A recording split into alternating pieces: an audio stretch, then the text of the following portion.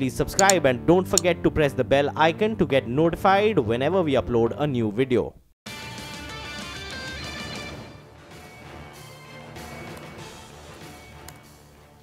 Welcome back. This is Power Breakfast on CNBC TV 18. Now, yesterday on Dalal Street, it was actually a range-bound day of trade.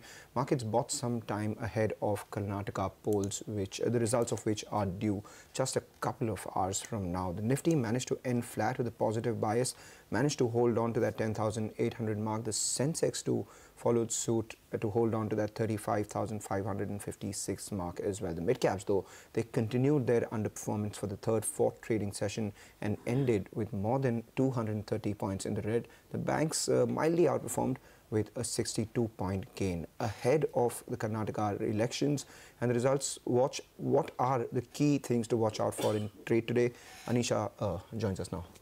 Well, yes, Mangalam. So, as you mentioned, yesterday actually Nifty managed to close above the 10,800 mark, but the mid-caps actually continued the underperformance. For today, the most important cue is, of course, the Karnataka state election result that is expected today. Now, the counting will begin at 8 a.m. and we'll start getting early trends regarding the numbers by 10 a.m. itself. Now, if you go by the exit polls, it looks like it is going to be a hung parliament with none of the parties being single-handedly able to reach the mark of 113. So, perhaps it is JDS that will act as the kingmaker there. But other important cues that are lined up for the day, apart from the Karnataka state elections, which remains the single most important cue, because remember, even when Gujarat state election results were being counted, the day was a lot choppy when it comes to the trade. Now, in terms of the other cues, yesterday late night, a cabinet reshuffle was also announced, in which Mr. Piyush Goyal has been given the additional charge of Finance Ministry as well as Ministry of Corporate Affairs. S.S. Ahluwalia has been appointed the MOS at Ministry of Electronics and IT.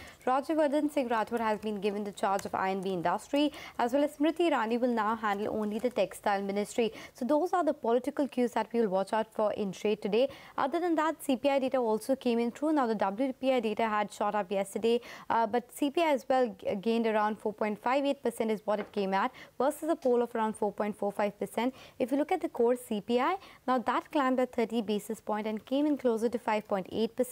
Though the number is not very alarming, the analysts do say that sustained uptrend in core inflation might raise the prospects of a hike. So that is something that the street might look out for.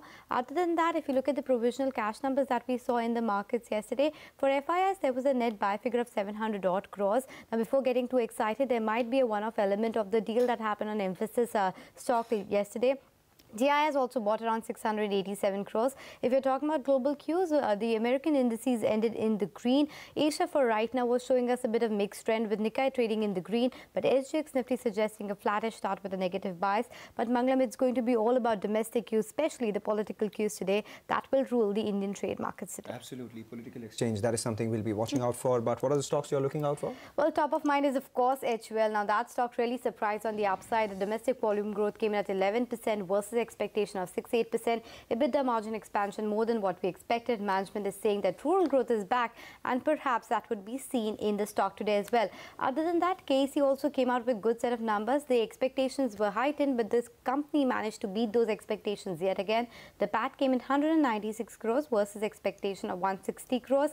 Dr. Lal's, they also surprised on the upside with the margins coming in at 24%. The guidance for FY19 is also strong, with a top line growth of 15 to 16% and margins between 25 to 26%. Bombay Dyeing, good quarter coming in from there as well, because the revenue jumped 44%. Company reported a profit versus a loss, but this is despite having exceptional loss of around 130 crores. Godrej Agrovet also reported decent set of numbers. There, the revenue growth of around 16% was driven by higher sales in animal feed, so that should be also in the green today. NR Agarwal, another good set of numbers coming in.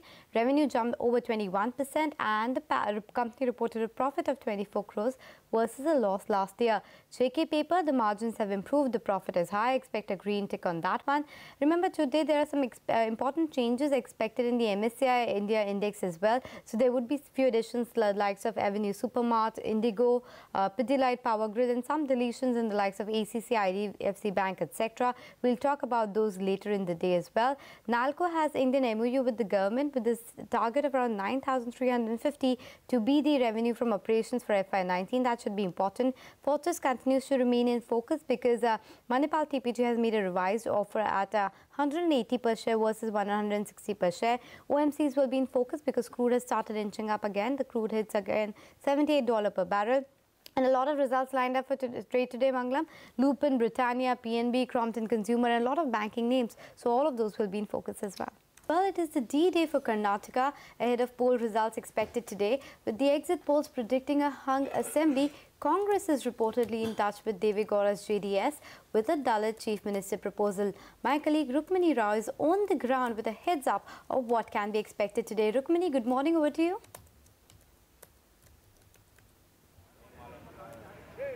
Hey, morning, and I am in front of one of the 5 counting centers here in Bengaluru, and you can already see it's a buzz with activity. You know, you have adequate deployment of police that has happened, and you have observers from all the parties, workers outside this counting booth, and at 8 o'clock, the counting will begin at various counting centers. Exactly, there are about 38 counting centers all across Karnataka, and there are about close to 15,000 people who have been deployed on this entire counting day. And, you know, we should be seeing the first trends coming in by about 8:40 or so. And I'll keep you updated. Keep coming back to me. All right, we will keep coming back to you, Rukmini. It is a very important day and it will keep you busy as well. Meanwhile, just let's take a handle of what's taking place in the Asian markets. They were showing sideways sort of movements, and that I believe continues because the Nikkei hasn't moved too much, just about 0.14% higher. And also we're awaiting early rates coming in from Hang Seng as well as Shanghai. A lot of Chinese data which is due later today. Shanghai is absolutely flat ahead of that data. Meanwhile, Hang Seng, that one's facing a bit of a trouble. It has outperformed in the past, but currently opens with a cut of close to around 116 points. All of this has no bearing on SGX Nifty whatsoever, given we have our domestic cues to contend with, and the SGX Nifty, that one should come up for you, which is indicating a start around that 10,800 mark. Absolutely flattish ahead of that event. But let's go on to some macro data then to track retail inflation. That one slightly inched higher in the month of April, coming in at 4.58%. The overall inflation in the food basket remains stable. Lata Venkatesh joins us with all the details. Lata. Well, the food basket in the CPI was stable, but in the WPI it distinctly showed, 1.8% increase month on month.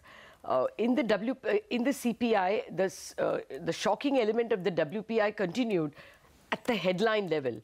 We were expecting 4.45, we got 4.6. And that increase was not because of food, but because of non-food, non-fuel items. Now, that's what you call core. If you remove the food and fuel item, what you have is largely services, medical, tuitions, education, recreational services, services of a driver, personal help. Now, that can't be imported. That is India's inherent inflation. That's what you call core inflation. That rose from 5.37 in March to 5.92. We are almost at 6%, and that is India's inherent inflation. That's very worrisome. Reserve Bank, some of the Deputy Governor like Viral Acharya had anyway warned that they were worried about the trend. Already at 5.37 they were worried. Now you can imagine how worried they would be at 5.92. A larger number of economists are now increasing their bets of a rate hike in August. Now, actually, this number leaked at about 4:45. One of the news wires carried a story saying CPI seen at 4.6. So already the 10-year bond yield ended at 7.82 yesterday. So probably much of it is in the price, but this leak came at 4:45. So the stock markets have not yet reacted. They will react to this 7.82% 10-year yields, and everything will jump. Commercial paper, whatever companies are trying to raise from the market are all going to become expensive. You will see commercial banks increasing deposit rates and lending rates. I'm not saying that this trend goes on forever, June also will be higher. After that, the base catches up. You remember last year's GST destocking. Because of that, there was an impact on price as well. So it will, peak off after June. But there is an inherent inflation. There is a possible MSP input. There is possible rise in crude. Crude also is at 78.2 today. And all told, you're going to see an impact on NBFC and banking stocks. Lata, you keep talking about inflation being better if it's demand-led rather than cost-led. This one seems like it's more cost-led? Only the fuel part. I don't think the broad rural demand, which you so eloquently spoke about in Hindustan Unilever, is quite clearly demand-led. Okay. The core inflation is demand-led. What is cost-led is the fuel part. So that is negative. Demand-led inflation is good because it indicates that there is growth. So to that extent, it is definitely something that you wouldn't, tear your hair about, but just be prepared for higher rates.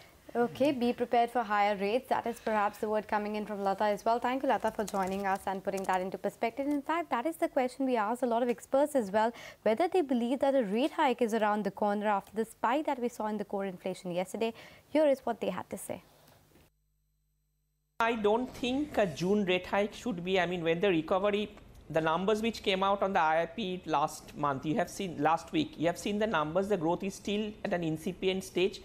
So I'm not sure whether the rate hike in June, even though the numbers could be 4-2 or even, in the worst case, it could be 3-3 with a decider vote by the governor. But as far as my understanding suggests, there should be a strike of note of caution.